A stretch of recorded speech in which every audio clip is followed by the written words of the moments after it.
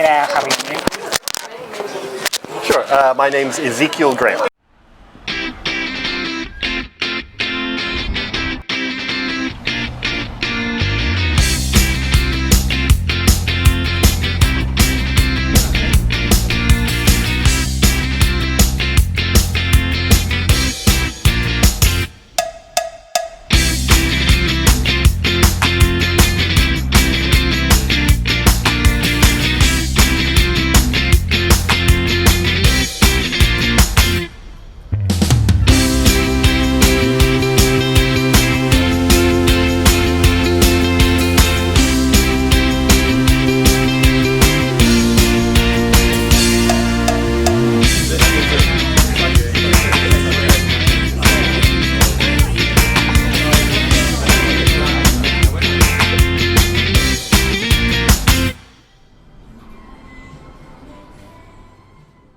Okay, so where you come from? I come from America, America. Florida. Florida. Can you tell me your city? Could you tell me your city? St. Augustine. St. Augustine. What is the best thing in your city? St. Augustine, well, has two really nice things, I'd say. The beaches there are really beautiful, and then we have a lot of old Spanish architecture from the 1600s. Oh, all right. It's really beautiful. So you raised it in there. Okay. And how long have you been here? In Japan, just over a year. Just over a year. So what did you do before come here, Japan? I lived in Korea for almost 7 years teaching English. So what made you come to Japan? Luck, mostly. I would come here on vacation several times. Okay. And I just happened to meet a professor at the University of Tokyo, and we got to talking, and he convinced me that I should try to apply for a program here. All right. And I was kind of sick of teaching English in Korea, so I decided to do it, and I got in, and okay. Here I am. So you've been teaching in Korean. Yes. Yeah. So what's different Japanese English and Korean English? Difference between Japanese English and Korean English. Different kinds of pronunciations. Certain things are more difficult for Japanese, some things are more difficult for Koreans. Okay. And overall, I would say Korea's, or at least comparing Tokyo to Seoul, Seoul has a much higher level of English. Oh, really? Yeah. How the English taught in Korea? Well, they start very early. So often kids will start learning English even in before kindergarten. Before kindergarten? Yeah. Oh, it's kind of hard. And they take English classes in their public school, but then on top of that, 80 or 90% of kids also take a private lessons for English. All right. Often at least 6 hours a week. And they carry that on through high school and university. Okay. How much time do they spend in both English in high school, like junior high? It depends, but I would say minimum 6 hours a week. Probably. 6 hours in a week. Oh, okay. Up to maybe 10 or 15 hours. All right. Yeah, they're very focused on pronunciation and grammar and both speaking and writing. All right. At my last school, I taught essay writing and novel reading to elementary school kids. Okay. So they would have to write 2 or 3 pages Even elementary students? Yes. Oh, really? 8-year-old. How about they also excel speaking? Yes. Yeah. Because here in Japan, like students excel like writing and listening, but not speaking. Right. So, and that's been kind of a new trend in Korea over the last 10 years or so, maybe 15.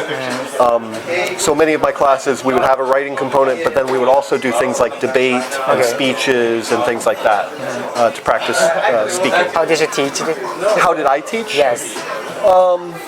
A lot of different ways. So I worked at 6 different schools in my time there, and each one had a slightly different system. Okay. At the last school, which was my favorite, we had a combination of things. We used American public school textbooks for our reading classes. and our grammar. And then we had one class that was a combination novel reading and essay writing. So every 2 weeks they would read a novel and write 3 essays about that novel, revolving around summarizing the novel, themes, and then they'd pick one of the specific themes that they talked about in the second essay and expand on that. That's really nice. Yeah. Have you taught Japanese? Not broadly. I go to an English cafe. Okay. And there we just kind of practice speaking. So it's not really teaching. It's just kind like having a conversation. Yeah. Okay. So, anyway, what's your major? My major was literature. And anthropology. Okay, what do you do? What are you studying? So in literature, I studied a lot of different things. I did some Russian literature. I did Creole literature, which is Caribbean island nations and some West African nations. Okay. I studied some Shakespearean literature, just a lot of different areas. Really? What made you choose that course? Well, I always enjoyed reading. From an early age, maybe second grade, I started reading novels and things like that, and always just really enjoyed it. And it was really helpful for me to understanding the world, because I think novels allow you to put yourself in another person's place and see through their perspective. Yeah. And I think that's so important for life. So that's why I chose that. So you graduated university in America first. So what's the differences, like Japanese university and American university? Well, it's hard to say because as far as I know, my university program here at the University of Tokyo is very different than most. Okay. We don't have many Japanese students. I think out of 60 students, we only have 5 Japanese. Okay. And there's no one culture that's very dominant. It's very mixed with everyone. But overall, I would say maybe classroom techniques between teachers is one thing I've noticed that's very different. Most of my American teachers, they were very focused on discussion and interaction with students, where Japanese professors are very unidirectional. Yeah. In Japan, like whenever... Even I think many of my professors try to add that into their lectures, but because they don't have experience in it, or maybe they don't understand it because they never experienced it as students, it comes off as maybe a little awkward. Yeah. So what's the difficulty living here in Japan?